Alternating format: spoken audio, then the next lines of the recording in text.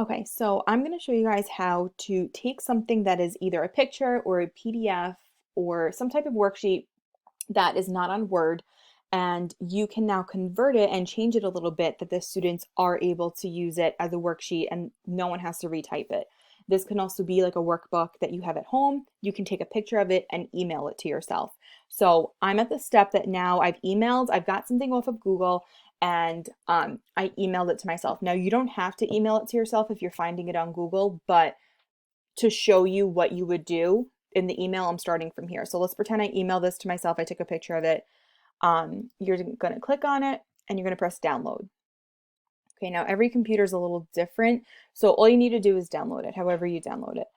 Now that you've downloaded it, it's in your download pictures. So you're going to go to an empty or a new Word document and you are going to go to insert and you're going to insert pictures and you're going to insert picture from file.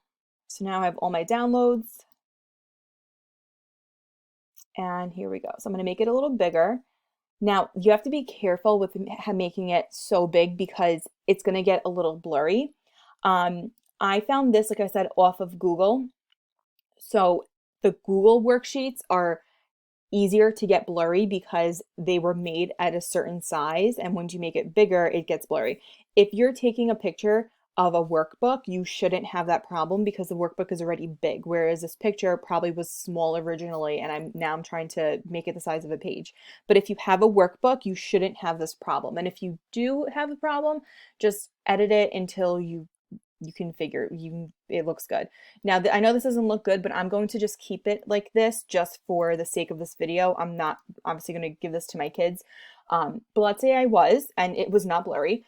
So what you have to do once you put the picture on the Word document is you have to put the picture in the back of everything. So you're going to go to picture format and you're going to go to wrap text and you're going to click behind text. So now everything you do is I can write on this however I want because this picture is behind all the text that I'm doing. Okay, you have to be careful and obviously not delete the whole picture, but I can pretty much write anything I want and this is just going to be the background and that's what you want. It has to be the background. So what I would do is I would put in red so they can see it. Please, we're not really answering questions here. Please fill in the blanks, or please fill in the blanks.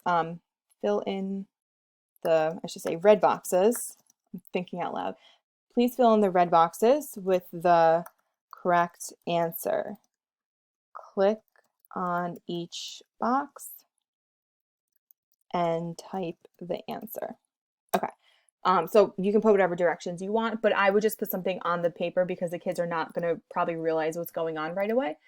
So what you need to do now is go to text box. You're going to insert a text box and you're going to put the text box, if this was printed out for them, where they would write it.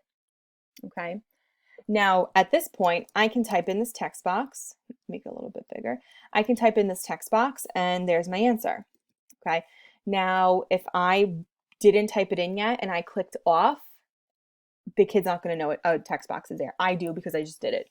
So what you need to do is go to, now every computer is going to look a little different depending on what year you have and model and whatever. But I'm going to go to shape outline. So it may look like this, and maybe it looks a little bit different, but it's going to be on here somewhere for you. And you're going to go to shape outline. I'm going to put red just because you can see it very clearly.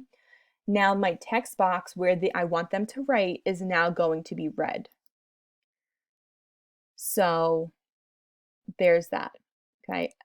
I can even make the lines a little thicker so they can see it. Okay.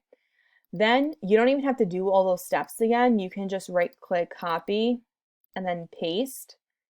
And now you have another one. Okay. Now, because we're working with the box, it's going to be, it's not going to be exactly like where it is because they do need to type and you do need to see it.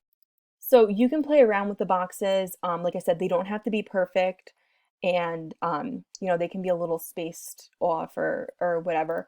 But yeah, at this point they can type in it and then they know where the box is. So they're just going to click on it. You can even have them like touch like the boxes together touching, so it'll be easier for them to do that. But I mean, for the most part, I can see that the first box is going to answer number one, the second box is going to answer number two. So yeah, if you guys have any other questions on what to do, just let me know. But yeah, this is probably the easiest way for them to still be able to use it. They can clearly see it, and you can type any directions that you want on it that fits the worksheet that you're working with. So I hope this helped.